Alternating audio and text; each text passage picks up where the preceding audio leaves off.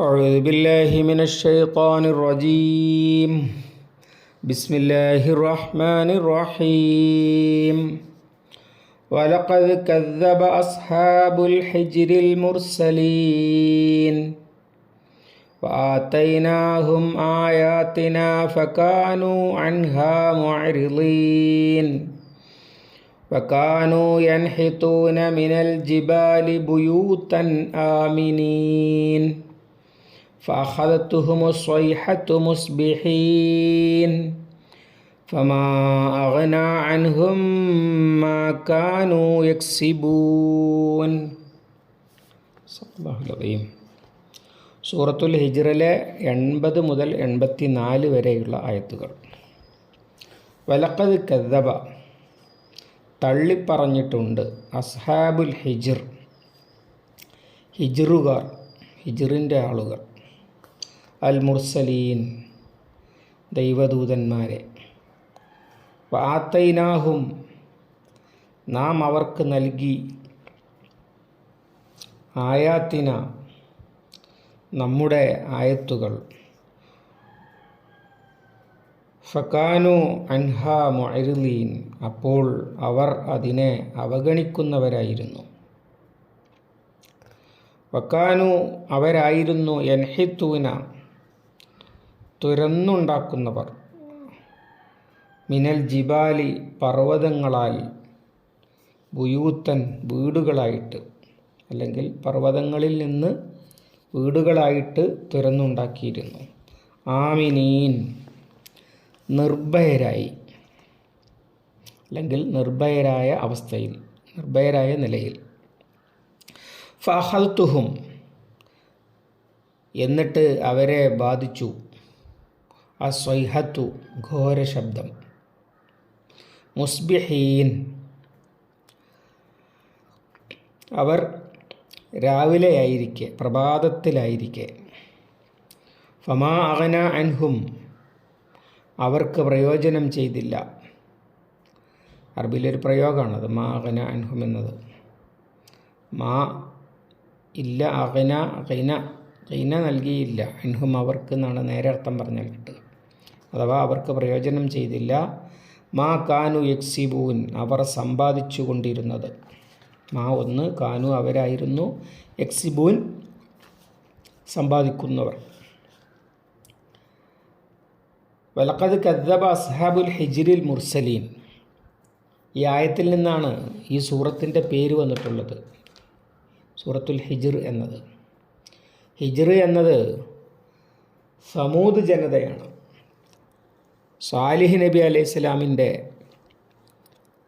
ജനതയായ സമൂദുകാർ, അവരെ ഹിജ്ർ എന്ന് പ്രയോഗിക്കുന്നത് അവരുടെ തലസ്ഥാന നഗരിയായിരുന്നു ഹിജ്ർ എന്നത്. പാറ നിറഞ്ഞ, അല്ലെങ്കിൽ പാറകളാൽ ചുറ്റപ്പെട്ട പ്രദേശം എന്നാണ് വാക്കിൻ്റെ അർത്ഥം. അതിൽ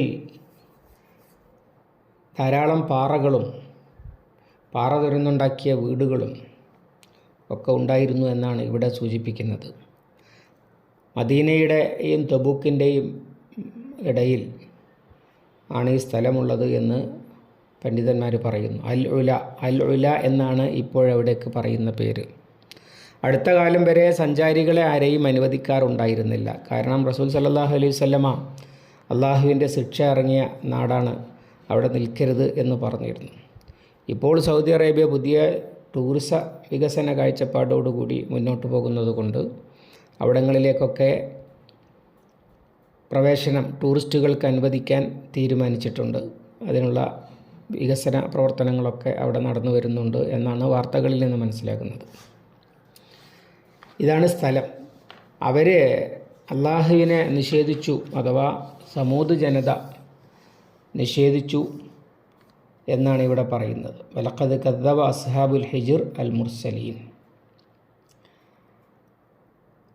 വിശദമായി സൂറത്തുൽ അഅറാഫിൽ 73 മുതലുള്ള ആയത്തുകളിൽ ഇതിൻ്റെ വിശദാംശങ്ങൾ വന്നിട്ടുണ്ട്. ഇവിടെ സൂചനകൾ ചുരുക്കി പറയുക മാത്രമാണ് ചെയ്യുന്നത്.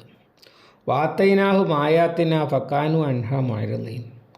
ഷുഐബ് നബി അലൈഹിസ്സലാം അവരെ സത്യത്തിലേക്ക് നയിക്കുവാൻ വേണ്ടി ആവത് പണിയെടുത്തു.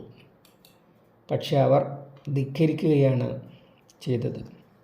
അദ്ദേഹം അവരോട് പറഞ്ഞത് സൂറത്തുൽ അറാഫിലുണ്ട്. ഖാല യാ ഖൗമി അബ്ദുല്ലാഹ മാലക്കും മിൻ ഇലാഹിൻ ഗൈറുഹു.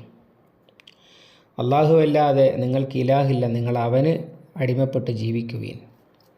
ഖദ് ജാഅത്തുക്കും ബയ്യിനത്തും മിർ റബ്ബിക്കും. നിങ്ങൾക്ക് റബ്ബിങ്കൽ നിന്നുള്ള തെളിവ് വന്നിരിക്കുന്നു. തെളിവ് കൊണ്ട് ഉദ്ദേശിച്ചത് നാഖത്ത് അഥവാ ഒട്ടകം. അവർ അത്ഭുത രീതിയിലുള്ള ഒരു ഒട്ടകം അവർ ആവശ്യപ്പെട്ടതനുസരിച്ച് സ്വാലിഹ് നബി അലൈഹി സ്വലാമിൻ്റെ പ്രാർത്ഥനയുടെ ഫലമായി അല്ലാഹു തആല രംഗത്ത് കൊണ്ടുവന്ന ഒട്ടകം വലിയ ഒട്ടകമായിരുന്നു. അവർക്ക് മൊത്തം കുടിക്കാനുള്ള വെള്ളം ഒരു ദിവസം ഈ ഒട്ടകം മാത്രം കുടിക്കും. അടുത്ത ദിവസം അവർക്ക് വെള്ളം കുടിക്കാം. ഇങ്ങനെ മറ്റു സൂറകളിലും അല്ലാഹു തആല ഇത് വിശദീകരിച്ചിട്ടുണ്ട്. അതോടുകൂടി അവർ കുടുങ്ങി. അങ്ങനെ അവർ അതിൻ്റെ ഫലമായി ശിക്ഷിക്കപ്പെടുകയാണ് ചെയ്തത്. ഇവിടെ അതൊന്നും വിശദീകരിക്കുന്നില്ല. ഇവിടെ ആദ്യഘട്ടത്തിൽ അവർക്ക് അള്ളാഹുവിലേക്ക് നടത്തപ്പെട്ട പ്രബോധനത്തെയാണ് വാത്തൈനാഹും ആയാത്തിന ഫക്കാനു അൻഹ മുഅ്രിദീൻ, അവർ അള്ളാഹുവിൻ്റെ ആയത്തുകൾ അവഗണിക്കുകയായിരുന്നു എന്ന് പറഞ്ഞത്. അവർ വലിയ കരുത്തരായ ജനതയായിരുന്നു. അതിൻ്റെ അടയാളമാണ് പിന്നീട് ഇവിടെ സൂചിപ്പിക്കുന്നത്. വക്കാനു യൻഹിത്തൂന മിനൽ ജിബാലി ബുയൂത്തൻ ആമിനീൻ.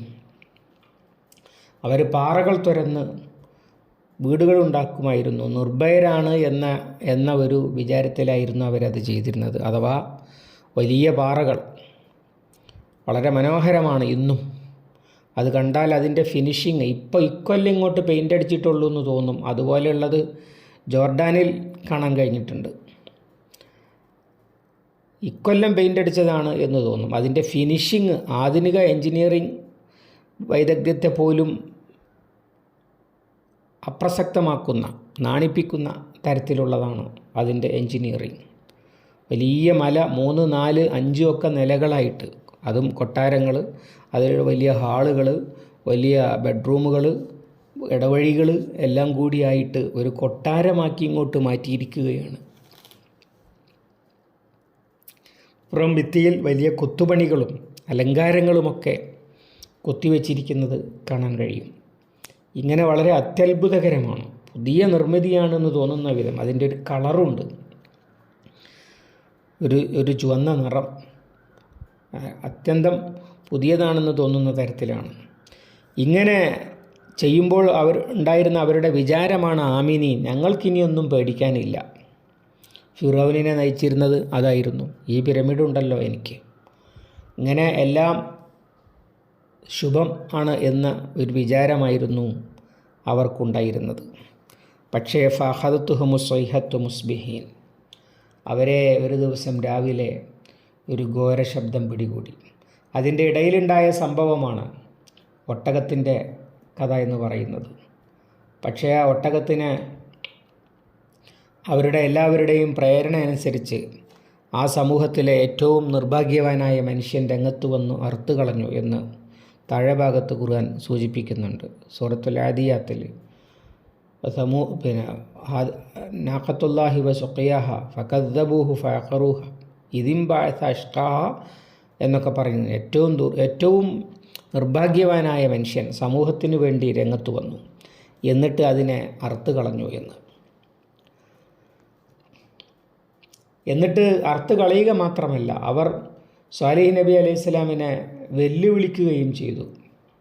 ഫഖറു നാഖത്ത ഫഅതൗ അൻ അംരി റബ്ബിഹിം വഖാലു യാ സാലിഹ് ഇഗ്തിന ബിമാ തഅദുന ഇൻ കുൻത മിനൽ മുർസലീൻ. ഒട്ടകത്തിനെ അറുത്തിട്ട്, സാലിഹ് നീ യഥാർത്ഥത്തിൽ അള്ളാഹു അയച്ച റസൂല് തന്നെയാണെങ്കിൽ നീ താക്കീത് ചെയ്യുന്ന ശിക്ഷ ഇങ്ങോട്ട് കൊണ്ടുവാ എന്ന് അവർ വെല്ലുവിളിച്ചു. അപ്പോഴുണ്ടായ സംഭവമാണ് ഇവിടെ ഫഅഖദത്തുഹുമു സ്വൈഹത്തു മുസ്ബിഹീൻ, അവരെ ഘോര ശബ്ദം പിടികൂടി എന്ന് പറയുന്നത്.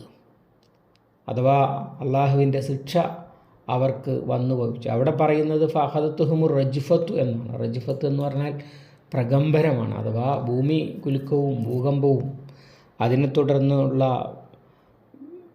ഘോര ശബ്ദവും അതുപോലെ വലിയ പേമാരിയും ഒക്കെ ഉണ്ടായതായി ഖുർആൻ സൂചിപ്പിക്കുന്നുണ്ട്. അതാണ് ഇവിടെ സൂചിപ്പിക്കുന്നത്. ഫമാ അഗ്ന അൻഹും മാ കാനൂ യക്സിബൂൻ. അവർ സമ്പാദിച്ചു വെച്ചതൊന്നും അവർക്കൊരു പ്രയോജനവും ചെയ്തില്ല. അഥവാ അവരുടെ ഈ പാറകൾ തുരന്നുണ്ടാക്കിയ വീടുകളോ അല്ലെങ്കിൽ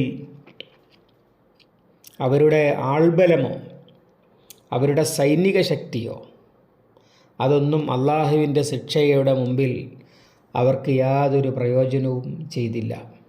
അങ്ങനെ ഒരു കാലത്തും ഉയർത്തെഴുന്നേൽക്കാൻ കഴിയാത്ത വിധം നിശേഷം നശിപ്പിക്കപ്പെടുകയാണ് അവർക്ക് സംഭവിച്ചത്.